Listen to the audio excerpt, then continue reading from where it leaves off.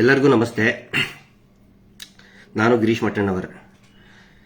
ಈಗ ಮಧ್ಯಾಹ್ನದ ಹೊತ್ತಿಗೆ ಈ ಲೈವ್ನಲ್ಲಿ ಯಾಕೆ ಮಾತಾಡ್ತಾ ಇದ್ದೀನಿ ಅಂತ ಹೇಳಿದ್ರೆ, ಎರಡು ವಿಷಯಗಳ ಬಗ್ಗೆ ಸಾರ್ವಜನಿಕರ ಗಮನಕ್ಕೆ ಮತ್ತು ಸೌಜನ್ಯ ಹೋರಾಟಗಾರರ ಎಲ್ಲ ಸೌಜನ್ಯ ಹೋರಾಟಗಾರರು ಮತ್ತು ಸೌಜನ್ಯಗಳಿಗೆ ನ್ಯಾಯ ಸಿಗಲಿ ಅಂತ ಹೇಳಿ ಇವತ್ತೇನು ರಾಜ್ಯಾದ್ಯಂತ ಜನ ಒಂದು ನ್ಯಾಯದ ಹಂಬಲವನ್ನು ಇಟ್ಕೊಂಡಿದ್ದಾರೆ, ಆಗ್ರಹವನ್ನ ಮಾಡ್ತಾ ಇದ್ದಾರೆ. ಅವರ ಗಮನಕ್ಕೆ ತರುವುದಕ್ಕೆ ಈ ಲೈವ್ ಮುಖಾಂತರ ಕೆಲವು ಪ್ರಮುಖ ಮಾಹಿತಿಗಳನ್ನ ಕೊಡುವಂತ ಪ್ರಯತ್ನ ಮಾಡ್ತಾ ಇದ್ದೀನಿ.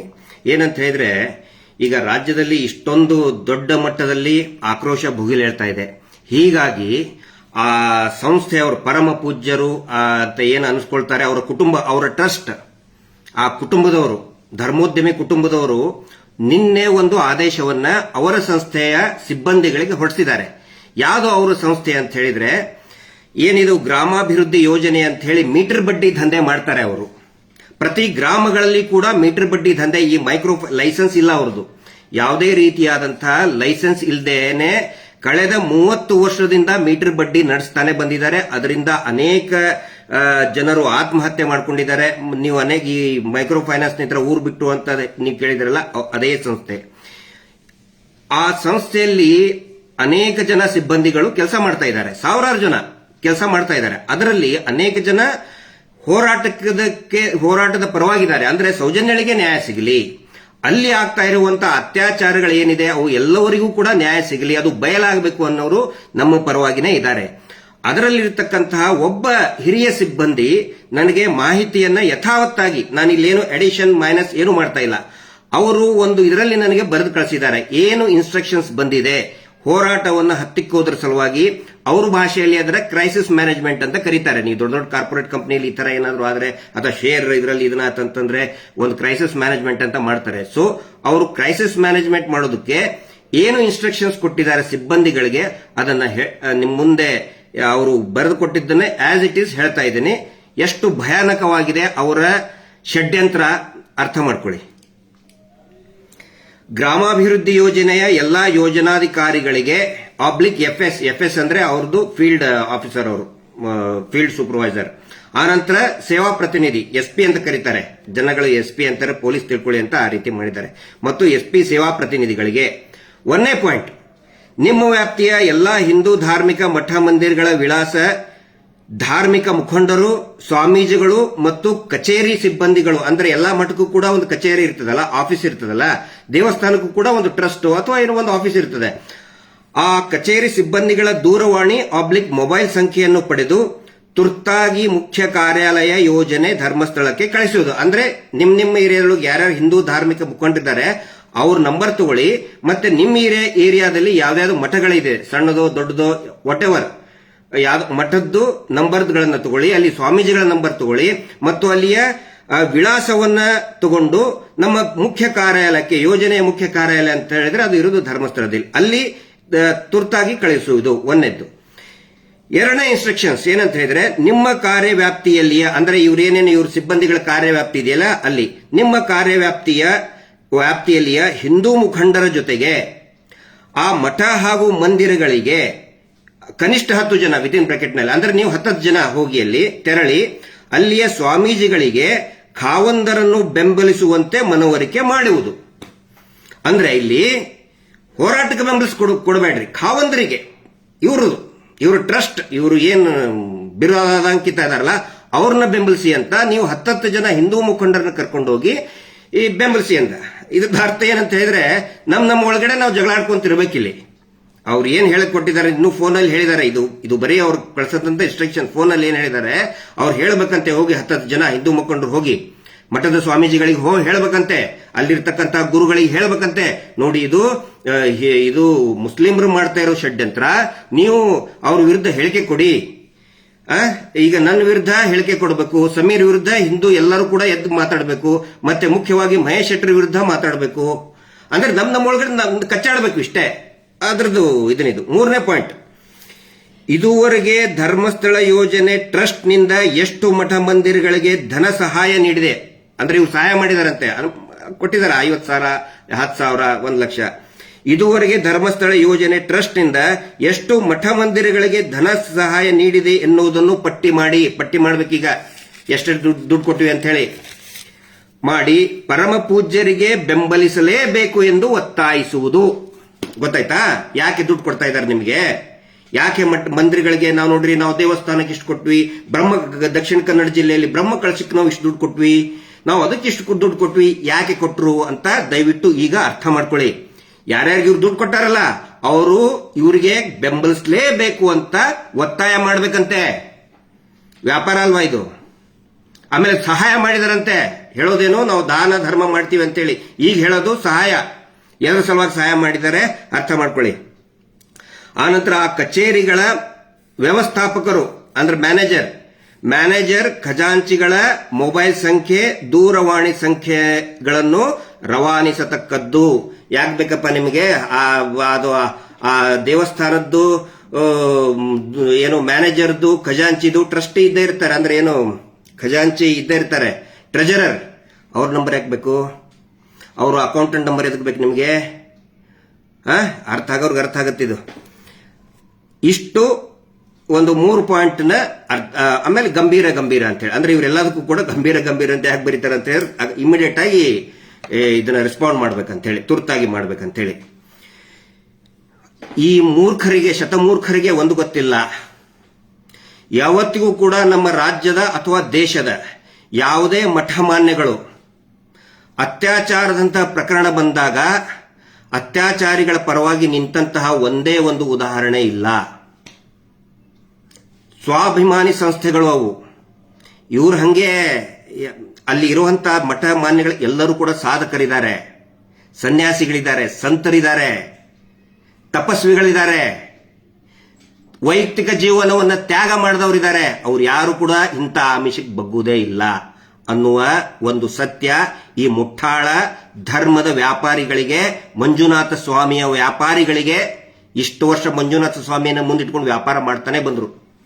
ಮತ್ತೆ ಇದೇ ಧರ್ಮೋದ್ಯಮಿಗಳು, ಇದೇ ರಾಜ್ಯಸಭಾ ಸದಸ್ಯರು ಏನ್ ಹೇಳಿದ್ರು ಅನೇಕ ವರ್ಷಗಳ ಹಿಂದೆ, ಎಲ್ಲಾ ರಾಜಕಾರಣಿಗಳಿಗೆ ಒಂದು ಆಫರ್ ಏನ್ ಕೊಟ್ಟಿದ್ರು ಅಂತ ಹೇಳಿದ್ರೆ, ನೋಡಿ ನೀವು ಮಠದಲ್ಲಿ ಯಾಕೆ ದುಡ್ಡು ಕೊಡ್ತೀರಿ, ಯಾಕೆ ಸ್ವಾಮೀಜಿಗಳಿಗೆ ದುಡ್ಡು ಕೊಡ್ತೀರಿ, ಅದೇ ದುಡ್ಡು ನಮ್ಮಲ್ಲಿ ಈ ಮೀಟರ್ ಬಡ್ಡಿ ದಂಧೆ ಮಾಡ್ತೀವಲ್ಲ, ಈ ನಮ್ದು ಗ್ರಾಮಾಭಿವೃದ್ಧಿ ಯೋಜನೆಯಲ್ಲಿ ಹಾಕಿ ನಿಮಗೆ ಒಂದು 2-5% ಬಡ್ಡಿ ಮೇಲೆ ಕೊಡ್ತೇವೆ ಅಂದಿದ್ದಕ್ಕೆ ಯಾರು ಕೂಡ ಇವತ್ತು ಮಠ ಮಾನ್ಯಗಳಿಗೆ ದುಡ್ಡು ಕೊಡ್ತಾ ಇಲ್ಲ. ಎಲ್ಲರೂ ಕೂಡ ಬಡ್ಡಿ ದಂಧೆ ಮಾಡೋದಕ್ಕೆ ಇವ್ರಿಗೆ ಹಾಕ್ತಾ ಇದ್ದಾರೆ.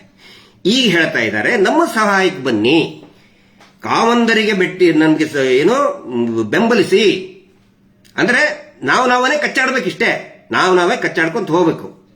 ಆದ್ರೆ ಒಂದು ಗೊತ್ತಿರಲಿ, ನಾನು ಕೂಡ ಮಠದ ಆಶ್ರಯದಲ್ಲಿ ಬೆಳೆದವನು. ನಾನು ಏನಾದ್ರೂ ಇಷ್ಟು ಜ್ಞಾನ ಬಂದಿದೆ ಅಂತ ಹೇಳಿದ್ರೆ ಒಂದು ಮಧ್ಯಮ ವರ್ಗದಲ್ಲಿ ಇದ್ದಂಥವನು, ಕೆಳ ಮಧ್ಯಮ ವರ್ಗದ ಬಂದಂಥವನು. ನಾನು ಇಷ್ಟು ಮೇಲೆ ಬಂದಿದ್ದೀನಿ ಅಂತ ಹೇಳಿದ್ರೆ, ನಮ್ಮ ಪರಿವಾರ, ನಮ್ಮ ತಮ್ಮನು ಕೂಡ ಮೇಲೆ ಬಂದಿದ್ದಾನೆ ಅಂತ ಹೇಳಿದ್ರೆ, ನಮ್ಮ ಅಣ್ಣನೂ ಕೂಡ ಮೇಲೆ ಬಂದಿದ್ದಾನೆ. ನಾವೆಲ್ಲರೂ ಕೂಡ ಮಠದ ಆಶ್ರಯಗಳಲ್ಲಿ ಬಂದಂಥವ್ರು, ನಾವು ಓದದಂಥವ್ರು, ನಮಗೆ ಗೊತ್ತಿದೆ. ಯಾರು ಕೂಡ ಈ ಆಮಿಷಕ್ಕೆ ಬಲಿಯಾಗುವುದಿಲ್ಲ. ಈ ಪ್ರಯೋಗವನ್ನ ಈಗ ಯಾರು ಹೊಸಬರಿಗೆ ಈಗ ಸ್ಟಾರ್ಟ್ ಮಾಡ್ತಾರೆ, ಆಲ್ರೆಡಿ ಸ್ಟಾರ್ಟ್ ಮಾಡಿದ್ದಾರೆ ಅವರು. ಬೇರೆ ಮಠ ಸ್ವಾಮೀಜಿಗಳಿಗೆ ಹೋಗೋದು ನೋಡಿ, ಇವ್ರು ಸುಳ್ಳು ಹೇಳ್ತಾ ಇದ್ದಾರೆ, ಹಂಗೆ ಹಿಂಗೆ ಅಂತ ಹೇಳಿ. ಈ ಪ್ರಯೋಗವನ್ನ ಅವರೆಲ್ಲರ ಗಮನಕ್ಕೂ ನಾನು ತರಕ್ಕೆ ಇಚ್ಛೆ ಪಡ್ತೀನಿ. 1.5 ವರ್ಷದ ಹಿಂದೆ ಯಾವಾಗ ಸಂತೋಷ್ ರಾವ್ ಖುಲಾಸೆ ಆದ, ಅಂದ್ರೆ ಆರ್ಡರ್ ಬಂತು ಕೋರ್ಟಿಂದ ಅವನು ಅಪರಾಧಿ ಅಲ್ಲ ಅಂತ, ಅವಾಗಲೂ ಕೂಡ ದೊಡ್ಡ ಮಟ್ಟದ ಹೋರಾಟ ಭುಗಿಲೇಳ್ತದೆ ದಕ್ಷಿಣ ಕನ್ನಡ ಜಿಲ್ಲೆಯಲ್ಲಿ, ಉಡುಪಿಯಲ್ಲಿ ಮಹೇಶ್ ಶೆಟ್ಟಿ ತಿಮರೋಡಿ ಅವರ ಒಂದು ನೇತೃತ್ವದಲ್ಲಿ. ಅವಾಗ ಏನ್ ಮಾಡಿದ್ರು, ಇವ್ರು ಯಾರ್ಯಾರಿಗೆ ಬ್ರಹ್ಮ ಕಳಶಕ್ಕೆ, ಯಾವ್ಯಾವ ದೇವಸ್ಥಾನಕ್ಕೆ ಬ್ರಹ್ಮ ಕಳಶಕ್ಕೆ ಇದಕ್ಕೆ ದುಡ್ಡು ಕೊಟ್ರಲ್ಲ ಎಲ್ಲರಿಗೂ ಪತ್ರ ಬರೆದ್ರು. ನೀವು ಸೌಜನ್ಯ ಹೋರಾಟಕ್ಕೆ ಮಹೇಶ್ ಶೆಟ್ಟಿ ತಿಮರೋಡಿ ಬೆಂಬಲಿಸೋದಕ್ಕೆ ನೀವು ಹೋಗಬಾರದು ಅಂತ ಪತ್ರ ಬರೆದ್ರು.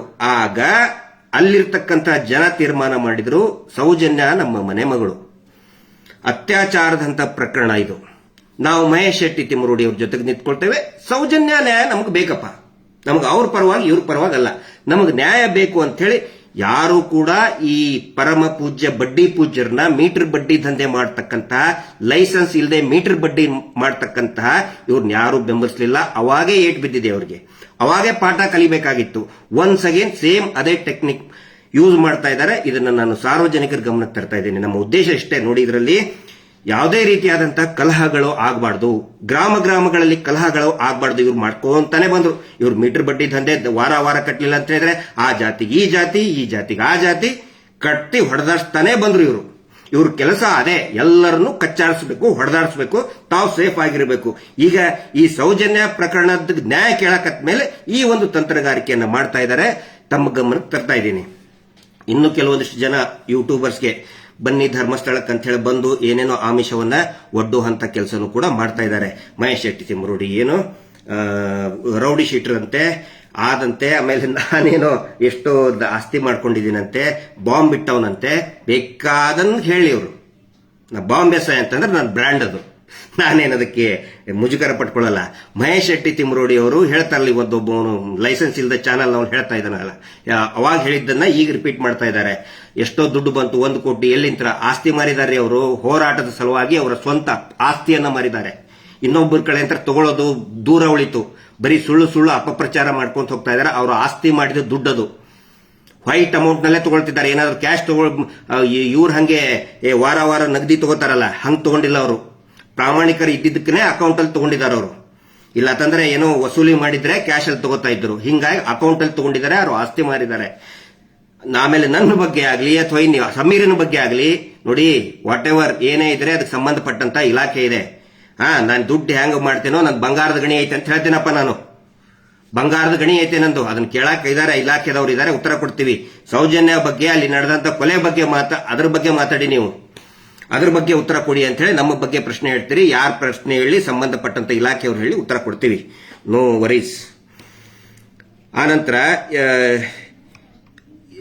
ನಾವು ಏನು ಪ್ರಯತ್ನ ಮಾಡ್ತಾ ಇದೀವಿ, ಅನೇಕ ಜನ ಯೂಟ್ಯೂಬರ್ಗಳು ಮಾಹಿತಿಯನ್ನ ಕೇಳ್ತಾ ಇದ್ದಾರೆ, ಆಸಕ್ತಿ ಇರುವಂತವ್ರು ಸುಮಾರು ಜನ ಕೇಳ್ತಾ ಇದ್ದಾರೆ. ಅದಕ್ಕೆ ನಾವು ನಮ್ಮ ಕಡೆಯಿಂದ ಒಂದು ಏನು ಪ್ರಯತ್ನ ಆಯ್ತು, ಎಲ್ಲಾ ದಾಖಲೆಗಳನ್ನು ಒಟ್ಟಾಗಿ ಒಂದು QR ಕೋಡ್ ಅಂತ, ಸ್ಕ್ಯಾನ್ QR ಕೋಡ್ ಅಂತ ಮಾಡಿದ್ವಿ. ಬರೀ 12 ತಾಸಿನಲ್ಲಿ ನಿನ್ನೆ 2.5 ಲಕ್ಷ ಜನ ಅದನ್ನ ಸ್ಕ್ಯಾನ್ ಮಾಡ್ಕೊಂಡ್ರು, ಡಾಕ್ಯುಮೆಂಟ್ಸ್ ತಗೊಂಡ್ರು. ಇವತ್ತು ಬೆಳಗ್ಗೆವರೆಗೆ 5 ಲಕ್ಷ ಜನ ಅದಕ್ಕೆ ಎಂಟ್ರಿ ಆಗಿದ್ದಾರೆ. ಯೂಶುವಲಿ ಮೋರ್ ದನ್ 10,000 ಆದ್ರೆ ಪ್ರಾಪರ್ ಆಗಿ ಅದು ಇದನ್ನ ವರ್ಕ್ ಆಗಲ್ಲ. ಅಂತದ್ರಲ್ಲಿ 5 ಲಕ್ಷ ಜನ ಅದನ್ನ QR ಕೋಡ್ ಸ್ಕ್ಯಾನ್ ಮಾಡಿ ಡಾಕ್ಯುಮೆಂಟ್ಸ್ ತಗೊಂಡಿದ್ದಾರೆ. ನಮ್ಮ ಪ್ರಯತ್ನ ಏನಂತ ಹೇಳಿದ್ರೆ ನೋಡಿ, ಸುಮಾರು ಜನ ಈಗ ಹೊಸದಾಗಿ, ಈ ಮುಂಚಿನ ಎಲ್ಲ ನಾವು ಹೇಳ್ತಾನೆ ಬಂದ್ವಿ, ಹೊಸಬರಿಗೆ ಅನೇಕ ಡೌಟ್ಗಳು ಇದೆ ಮತ್ತು ಡೌಟ್ಗಳು ಇರಬೇಕು. ಆ ಸಂಶಯಗಳನ್ನ ನಾವು ಸ್ವಾಗತ ಮಾಡ್ತೀವಿ. ಎಷ್ಟೋ ಜನ ನಮಗೆ ಪ್ರಶ್ನೆ ಕೇಳ್ತಾರೆ, ಹೆಲ್ದಿ ಪ್ರಶ್ನೆಗಳನ್ನ ಕೇಳ್ತಾ ಇದ್ದಾರೆ, ವಿ ವೆಲ್ಕಮ್. ಅದರ ಸಲುವಾಗಿ ಏನೇನು ದಾಖಲೆಗಳಿದೆ ಎಲ್ಲಾ ದಾಖಲೆಗಳನ್ನು ಒಟ್ಟಾಗಿ, ಇನ್ನೂ ಕೂಡ ಅನೇಕ ದಾಖಲೆಗಳನ್ನ ಅದರಲ್ಲಿ ಆಡ್ ಮಾಡಬೇಕು. ಫಾರ್ ಎಕ್ಸಾಂಪಲ್, ಇವು ಸಿಸಿ ಕ್ಯಾಮೆರಾ ಇಲ್ಲ ಅಂತ ಏನೇನು ಹೇಳ್ತಾ ಇದ್ರಲ್ಲ, ನಿನ್ನೆ ಸ್ವತಃ SP ದಕ್ಷಿಣ ಕನ್ನಡ ಜಿಲ್ಲೆ ಆಗಿಂದು, ಈಗಿಂದಲ್ಲ, ಅವಾಗ ಅಭಿಷೇಕ್ ಗೋಯಲ್ ಅಂತ ಹೇಳಿ SP ಒಬ್ಬ IPS ಅಧಿಕಾರಿ ಇದ್ರು. ಅವರು ಸಿಸಿ ಕ್ಯಾಮೆರಾ ಇದೆ ಅಂತ ಹೇಳಿ ಸೌಜನ್ಯ ಘಟನೆ ನಡೆದು ಸಂತೋಷ್ ರಾವ್ನ ಇವರು ಅರೆಸ್ಟ್ ಮಾಡಿದ ಮೇಲೆ, ಅವ್ರದ್ದೇನು ಹಿಡಿದು ಕೊಟ್ರಲ್ಲ ಆ ರೇಪಿಸ್ಟ್ಗಳು, ಅದಾದ ಮೇಲೆ ಒಂದು ದೊಡ್ಡ ಪ್ರತಿಭಟನೆ ಇದನ್ನಾಗಿತ್ತು. ಅವಾಗ ಸ್ವತಃ SP ಅಭಿಷೇಕ್ ಗೋಯಲ್ ಸಾಹೇಬ್ರೆ ಹೇಳಿದ್ದನ್ನ, ಅಲ್ಲಿ 2 ಸಿಸಿ ಕ್ಯಾಮೆರಾ ಇತ್ತು, ಅದನ್ನ ನಾವು ವೆರಿಫೈ ಮಾಡ್ತಾ ಇದ್ದಿದ್ದನ್ನ ತೋರಿಸಿದ್ದೀವಿ. ಇದುವರೆಗೂ ಕೂಡ ಅದು ಯಾರಿಗೂ, ಅಂದ್ರೆ ಬೇರೆ ಬೇರೆ ಸಭೆಯಲ್ಲಿ ನಾವು ಹೇಳಿದ್ದೇವೆ, ಹಿಂದೆ 1 ವರ್ಷದ ಹಿಂದೆ ಅನೇಕ ಸಭೆಗಳಲ್ಲಿ ಹೇಳಿದ್ದೀವಿ. ಬಟ್ ಹೊಸ ಏನು ವ್ಯೂವರ್ಸ್ ಇದ್ದಾರೆ ಅವರಿಗೆ ಗೊತ್ತಾಗಲಿ ಅಂತ ಹೇಳಿ ನಾವು ಅದನ್ನ ತೋರಿಸಿದ್ದೀವಿ. ಸೊ ಡೌಟ್ ಕೇಳಿ, ನಾವು ಅದನ್ನ ಸಂಶಯ ಪಡಬೇಕು. ಯಾಕಂದ್ರೆ ಇಟ್ ಇಸ್ ಕ್ರಿಮಿನಲ್ ಅಫೆನ್ಸ್ ಬಗ್ಗೆ ಇರುವಂತದ್ದು. ಡೌಟ್ಗಳು ಸಹಜವಾಗಿರ್ತವೆ.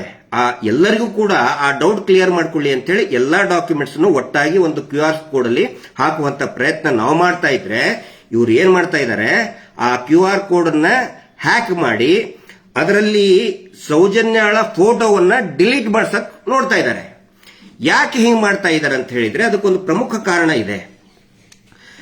ಆಸ್ ಪರ್ ಇದರ ಏನೋ IPC ಮತ್ತೆ ಈಗ ಇದರಲ್ಲಿನೂ ಕೂಡ ಇದೆ, ಏನೋ BNS ನಲ್ಲಿನೂ ಕೂಡ ಇದೆ. ಅತ್ಯಾಚಾರದ ವಿಕ್ಟಿಮ್ ಏನಿರ್ತಾರೆ, ರೇಪ್ ವಿಕ್ಟಿಮ್ ಏನಿರ್ತಾರೆ, ಅವರ ಫೋಟೋವನ್ನ, ಆ ನಂತರ ಎಸ್ಪೆಷಲಿ ವಿದಿನ್ 18 ಇಯರ್ಸ್ ಏನಿರ್ತಾರೆ, ಆ ಫೋಟೋವನ್ನ ಸಾರ್ವಜನಿಕವಾಗಿ ಪ್ರದರ್ಶನ ಮಾಡಬಾರದು ಅಂತ ಒಂದು ರೂಲ್ಸ್ ಇದೆ. ಬಹುಶಃ ಎಲ್ಲರಿಗೂ ಕೂಡ ಗೊತ್ತಿರಬಹುದು. ಅತ್ಯಾಚಾರಿಗಳು ಏನ್ ಮಾಡ್ತಾ ಇದ್ದಾರೆ, ಆ ಕಾನೂನನ್ನು ಯೂಸ್ ಮಾಡ್ತಾ ಇದ್ದಾರೆ ಅವರು ಬಚಾವಾಗೋದಕ್ಕೆ. ಇದಕ್ಕೆ ಆಸ್ ಅ ರೆಮಿಡಿ 1 ವರ್ಷದ ಹಿಂದೆನೆ ಸೌಜನ್ಯಾಳ ತಾಯಿ ಕುಸುಮಾವತಿಯವರು ಮತ್ತು ಅವರ ತಂದೆ, ಆಗ ಜೀವಂತ ಇದ್ದಂತ ಅವರ ತಂದೆ ಚಂದಪ್ಪ ಗೌಡ್ರು ಇಬ್ರು ಸೇರಿ ಒಂದು ಅಫಿಡವಿಟ್ ಅನ್ನ ಕೊಟ್ಟಿದ್ದಾರೆ. ಏನು ಅಂತ ಹೇಳಿದ್ರೆ ನೋಡಿ, ನನ್ನ ಮಗಳ ನ್ಯಾಯಕ್ಕೋಸ್ಕರ ನನ್ನ ಮಗಳ ಭಾವಚಿತ್ರ ಯಾರು ಬೇಕಾದರೂ ಉಪಯೋಗ, ಹೆಸರು, ಫೋಟೋಗಳನ್ನ ಮತ್ತು ವಿಡಿಯೋಗಳನ್ನ, ಆ ಟೈಮ್ನಲ್ಲಿ ವಿಡಿಯೋ ಮಾಡ್ಬಿಟ್ಟು ಡೆಡ್ ಬಾಡಿ ಅದನ್ನ ಯಾರು ಬೇಕಾದರೂ ಕೂಡ ಉಪಯೋಗ ಮಾಡ್ಕೋಬಹುದು ಅಂತ ಅಫಿಡಾವಿಟ್ ಕೊಟ್ಟಿದ್ದಾರೆ. ಇದು ಎಲ್ಲರ ಗಮನಕ್ಕಿರಲಿ. ಇವ್ರೇನ್ ಮಾಡ್ತಾ ಇದ್ದಾರೆ, ಮಿಸ್ಟರ್ ಪರಮ ಬಡ್ಡಿ ಪೂಜ್ಯರ ನಿಜವಾದ ಅತ್ಯಾಚಾರಿ ಕುಟುಂಬದವ್ರು ಏನ್ ಮಾಡ್ತಾ ಇದ್ದಾರೆ, ಆ ಕಾನೂನನ್ನ ಅವರು ಉಪಯೋಗಿಸ್ಕೊಂಡು ಅವರು ಹೆದರ್ಕೊಂಡು ಬಚಾವಾಗೋದಕ್ಕೆ ಆದೇಶವನ್ನ ಎಲ್ಲಾ ತಾಲೂಕಾಧಿಕಾರಿಗಳಿಗೆ, ಕಾರ್ಪೊರೇಷನ್ಗೆ ನೋಡಿ ಪೋಸ್ಟರ್ ಹಾಕ್ತಾ ಇದ್ದಾರೆ. ಇವರು ಇದು ಕಾನೂನಿದೆ, ಅತ್ಯಾಚಾರದ ವಿಕ್ಟಿಮ್ ಅದ್ರ ಫೋಟೋ ಹಾಕಬಾರ್ದು ಅಂತೇಳಿ ಅವರು ಅದನ್ನು ದುರ್ಬಳಕೆ ಮಾಡ್ತಾ ಇದ್ದಾರೆ. ಬಟ್ ಅದಕ್ಕೆ ಪ್ರತಿಯಾಗಿ ಕುಸುಮಾವತಿ ಅವರು ಆ ಅಫಿಡೇವಿಟ್ ಕೊಟ್ಟಿದ್ದಾರೆ. ಎದರ ಬೇಸ್ ಮೇಲೆ ಅಂತ ಹೇಳಿದ್ರೆ, ನಿರ್ಭಯ ಹೋರಾಟ ನಡಿಬೇಕಾದ್ರೆ ಏನಾಯ್ತು, ಅವಾಗಲೂ ಕೂಡ ಈ ಪ್ರಶ್ನೆ ಬಂತು. ಅವಾಗ ನಿರ್ಭಯಳ ತಾಯಿ ಬಹಳ ಒಂದು ಇದನ್ನ ಸ್ಟೇಟ್ಮೆಂಟ್ ಕೊಟ್ಟರು, ಬೋಲ್ಡ್ ಆಗಿ ಒಂದು ಸ್ಟೇಟ್ಮೆಂಟ್ ಕೊಟ್ಟರು. ನೋಡಿ, ಅವಳು ನನ್ನ ಮಗಳ ಕ್ಯಾರೆಕ್ಟರ್ ಹೆಂಗ್ ಅಂತ ನನಗೆ ಗೊತ್ತಿದೆ. ಯಾಕಂದ್ರೆ ಅವಾಗಲೂ ಕೂಡ ಆ ನಿರ್ಭಯ ಕ್ಯಾರೆಕ್ಟರ್ನ ಹಾಳು ಮಾಡೋಕ್ ಬಹಳಷ್ಟು ಪ್ರಯತ್ನ ಮಾಡಿದ್ರು. ಈ ಅತ್ಯಾಚಾರಿಗಳ ಪರವಾಗಿದ್ದಂತ ಅಡ್ವೊಕೇಟು ಎಲ್ಲರೂ ಬಹಳ ಕೆಟ್ಟದಾಗಿ ಮಾತಾಡಿದ್ರು. ಆವಾಗ ನಿರ್ಭಯಳ ತಾಯಿ ಆಶಾದೇವಿ ಸಿಂಗ್ ಕೋರ್ಟಿಗೆ ಬಂದು ಒಂದು ಬೋಲ್ಡ್ ಸ್ಟೇಟ್ಮೆಂಟ್ ಕೊಟ್ಟರು. ಮೀಡಿಯಾ ಮುಂದನ್ನು ಕೂಡ ಕೊಟ್ಟರು. ನೋಡಿ, ನನ್ನ ಮಗಳ ಹೆಸರು ಜ್ಯೋತಿ ಸಿಂಗ್, ನನಗೆ ಯಾವುದೇ ಅಳುಕು ಇಲ್ಲ, ಅವಳು ಧೈರ್ಯವಾಗಿ ಪರಿಸ್ಥಿತಿಯನ್ನ ಎದುರಿಸಿದಾಳೆ, ಅತ್ಯಾಚಾರಿಗಳನ್ನ ಎದುರಿಸಿದಾಳೆ. ಸಾವಿನ ಹಾಸಿಗೆಯಲ್ಲಿ ಇದ್ದಾಗಲೂ ಕೂಡ ಅಮ್ಮ, ಆ ಅತ್ಯಾಚಾರಿಗಳಿಗೆ ಸುಮ್ಮನೆ ಬಿಡಬೇಡಿ, ಅವರಿಗೆ ಶಿಕ್ಷೆ ಆಗಲೇಬೇಕು ಅಂತ ಹೇಳಿದಾಳೆ. ನನ್ನ ಮಗಳ ಹೆಸರು ಜ್ಯೋತಿ ಸಿಂಗ್ ಅಂತ ಧೈರ್ಯವಾಗಿ ಹೇಳಿದ್ದಾರೆ ಆಶಾದೇವಿ ಅವರು. ಅದರ ಬೇಸಿಸ್ ಮೇಲೆನೆ ಸೌಜನ್ಯ ತಾಯಿನೂ ಕೂಡ ಅಫಿಡೇವಿಟ್ ಕೊಟ್ಟಿದ್ದಾರೆ. ಇದು ಎಲ್ರಿಗೂ ಕೂಡ ಗಮನಕ್ಕಿರಲಿ.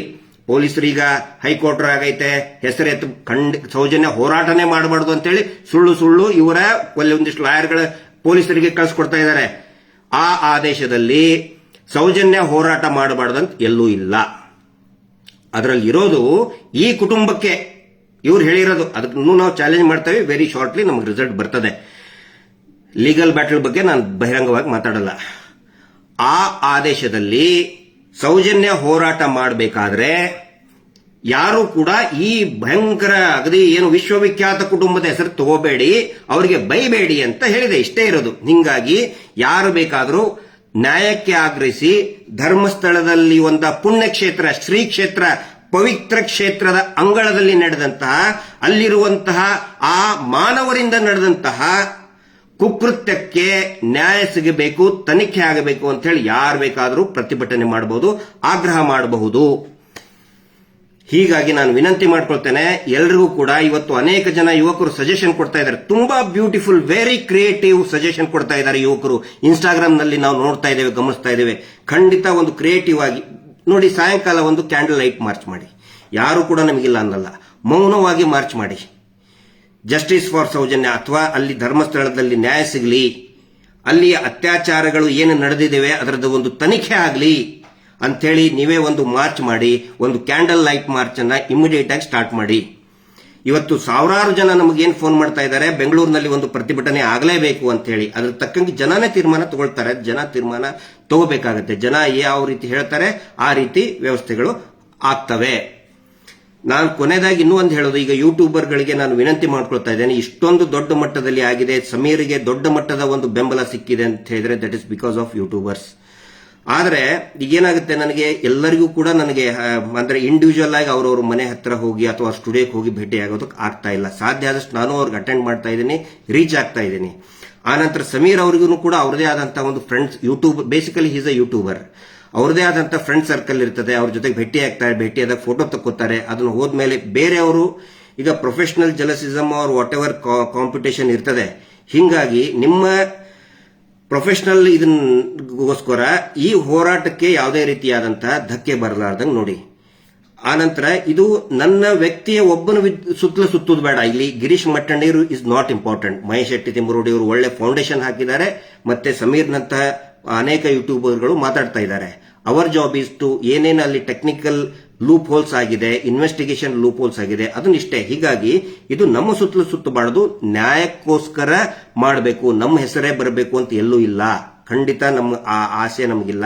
ಯಾಕಂದ್ರೆ ಒಬ್ರು ನಮ್ಮ ಸ್ನೇಹಿತರು ಬಂದು ಹೋಮ್ ಟೂರ್ ಮಾಡಿದ್ರು, ಕೆಲವೊಬ್ರು ಆಕ್ಷೇಪ ವ್ಯಕ್ತಪಡಿಸಿದ್ದಾರೆ.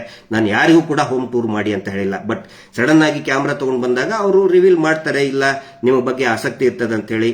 ಬಟ್ ಪರ್ಸನಲಿ ನನಗೆ ನನ್ನ ವೈಯಕ್ತಿಕ ಜೀವನದ ಏನೋ ಮಾಡಿಬಿಟ್ಟೆ ಅಂತ ಹೇಳೋದಕ್ಕೆ ಖಂಡಿತ ಆಸಕ್ತಿ ಇಲ್ಲ. ಸೀರಿಯಸ್ ಇಶ್ಯೂ ಸೌಜನ್ಯ ಪ್ರಕರಣ, ಅಲ್ಲಿ ನಡೆದಂತ ಹತ್ಯೆ, ಇದು ಸೀರಿಯಸ್ ವಿಷಯ. ಅದರ ಸುತ್ತಲೂ ಕೂಡ ಇದು ಏನೋ ಅದರ ಕುರಿತಾಗಿ ಫೋಕಸ್ ಆಗಿ ಎಲ್ಲರೂ ಕೂಡ ವ್ಯಕ್ತಿಗತವಾಗಿ ಫೋಕಸ್ ಆಗೋದು ಬೇಡ. ಸಮೀರ್ ಅವರು ಕೂಡ ನೋಡಿ, is a very practical person, very humble person. ಅಹಂಕಾರದ ಒಂದೇ ಒಂದಿಷ್ಟು ಪ್ರಚಾರ ಸಿಕ್ತು ಅಂತ ಹೇಳಿ ಒಂದೇ ಒಂದು ಕೂದಲೆಷ್ಟು ಅಹಂಕಾರವನ್ನ ನಾನು ಸಮೀರ್ ಅವರಲ್ಲಿನೂ ನೋಡಿಲ್ಲ, ಆನಂತರ ಮಹೇಶ್ ಶೆಟ್ಟಿ ತಿಮ್ಮರೋಡಿ ಅವರಲ್ಲಿನೂ ಕೂಡ ನಾನು ನೋಡಿಲ್ಲ. ಈ ಹೋರಾಟದ ಒಂದು ವಿಶೇಷತೆ ಅಂತ ಹೇಳಿದ್ರೆ ಅಹಂಕಾರಕ್ಕೆ ಇಲ್ಲಿ ಅವಕಾಶ ಇಲ್ಲ. ಯಾರು ಅಹಂಕಾರ ನಾನೇ ನಾನೇ ನಾನೇ ಅಂತ ಹೇಳ್ತಾರೆ, ಅವ್ರಿಗಿಲ್ಲಿ ಅವ್ರು ಆಟೋಮೆಟಿಕ್ ಆಗಿ ಅವರೇ ಹೋಗ್ಬಿಡ್ತಾರೆ. ಸೊ ಇಷ್ಟು ನಾನು ಹೇಳಬೇಕಾಗಿತ್ತು. ಎಲ್ಲರೂ ಕೂಡ ಹೋರಾಟದ ಮೇಲೆ ಫೋಕಸ್ ಮಾಡಿ, ನ್ಯಾಯಕ್ಕೋಸ್ಕರ ಫೋಕಸ್ ಮಾಡಿ, ನಾಟ್ ಆನ್ ನಮ್ಮಂತಹ ಇಂಡಿವಿಜುವಲ್. ನಮ್ಮಂತವ್ರು ಸಾವಿರಾರು ಜನ ಇದ್ದಾರೆ, ನಾನಿಲ್ಲ ಅಂದ್ರೆ ನನ್ನಂತ 1000 ಜನ ಹುಟ್ಟಿಸುವಂತ ಕೆಪಾಸಿಟಿ ಆ ಸೌಜನ್ಯ ಶಕ್ತಿಗಿದೆ, ಮಂಜುನಾಥ ಸ್ವಾಮಿಗಿದೆ. ಸೊ ಎಲ್ಲರೂ ಕೂಡ ಹೋರಾಟದ ಬಗ್ಗೆ, ನ್ಯಾಯದ ಕುರಿತಾಗಿ ಫೋಕಸ್ ಮಾಡಿ ಅಂತ ಹೇಳ್ತಾ, ನಿನ್ನೆ ಒಬ್ರು ಹೇಳಿದ್ರು ನನಗೆ, ಈ ಕಲಿಯುಗದಲ್ಲಿ ದೇವರು ಬರೋದು, ಈ ಒಂದೊಂದು ಯುಗದಲ್ಲಿ ಈಗ ಕೃಷ್ಣನ ಅವತಾರದಲ್ಲಿ ದೇವರು ಪ್ರತ್ಯಕ್ಷ ಆದರಂತೆ, ಆನಂತರ ರಾಮನ ಅವತಾರದಲ್ಲಿ ಪ್ರತ್ಯಕ್ಷರಾದರಂತೆ. ಆದರೆ ಈ ಯುಗದಲ್ಲಿ ದೇವರು ಪ್ರತ್ಯಕ್ಷ ಆಗೋದು ಜನಸಾಮಾನ್ಯರ ರೂಪದಲ್ಲಿ. He comes in the form of a common man. ಈಗ ಜನ ಎದ್ದಾಗಿದೆ. ಪ್ರತಿಯೊಬ್ಬ ಇದೇನು ಮಾಸ್ ಇದೆಯಲ್ಲ, ಜನಸಾಮಾನ್ಯರ ಸಮೂಹ ಇದೆಯಲ್ಲ, ಸುನಾಮಿ ತರ ಬರ್ತಾ ಇದೆಯಲ್ಲ, ಅದೇ ದೇವರ ಸ್ವರೂಪ. ನೀವು ಹಿಂದೂಗಳು ಹಿಂದೂಗಳಾಗಿನೇ ತಿಳ್ಕೊಳ್ಳಿ, ಮುಸಲ್ಮಾನರು ಮುಸಲ್ಮಾನ್ ರೀತಿಯಲ್ಲಿನೇ ತಿಳ್ಕೊಳ್ಳಿ, ಕ್ರಿಶ್ಚಿಯನ್ರು ಕ್ರಿಶ್ಚಿಯನ್ ರೀತಿಯಲ್ಲಿನೇ ಯೇಸು ಅಂತ ಬಂದ ಅಂತಾನೆ ತಿಳ್ಕೊಳ್ಳಿ. ಸೊ ಧರ್ಮದ ಭೇದ ಭಾವ ಬೇಡ. ದೇವರು ಬರೋದು in the form of a common man, ಸಾಮಾನ್ಯ ವ್ಯಕ್ತಿಯ ರೂಪದಲ್ಲಿ ಬಂದಾಗಿದೆ. ಹಿಂಗಾಗಿ ಇವ್ರು ಏನೇನೋ ಅಗಳನ್ನ ಈಗ ಹೇಳಿದ್ನಲ್ಲ, ಅಲ್ಲಿ ಹೋಗಿ ನಮ್ಮ ವಿರುದ್ಧ ಸ್ಟೇಟ್ಮೆಂಟ್ ಕೊಡಿ, ಆ ಧರ್ಮದವರು ಆ ಧರ್ಮಕ್ಕೆ ಹೋಗಿ ಸ್ಟೇಟ್ಮೆಂಟ್ ಕೊಡಿ, ಅವು ಯಾವ ಕುತಂತ್ರಗಳು ಕೂಡ ನಡೆಯೋದಿಲ್ಲ ಅಂತ ಒಂದು ಮಾತು ಹೇಳ್ತಾ, ಎಲ್ಲರೂ ಕೂಡ ಇದೇ ರೀತಿಯಾದಂತಹ ಒಂದು ಪ್ರಯತ್ನದಿಂದ ಸೌಜನ್ಯಳಿಗೆ ಮತ್ತು ಅಲ್ಲಿ ನಡೆದಂತ ಎಲ್ಲರಿಗೂ ಕೂಡ, ಎಲ್ಲ ಆತ್ಮಗಳಿಗೂ ಒಂದು ಶಾಂತಿ ಸಿಗಲಿ, ನ್ಯಾಯ ಸಿಗಲಿ ಅಂತ ಹೇಳ್ತಾ ಈ ಲೈವ್ ಅನ್ನು ಮುಗಿಸ್ತಾ ಇದ್ದೇನೆ. Justice for Soujanya. ನಮಸ್ತೆ.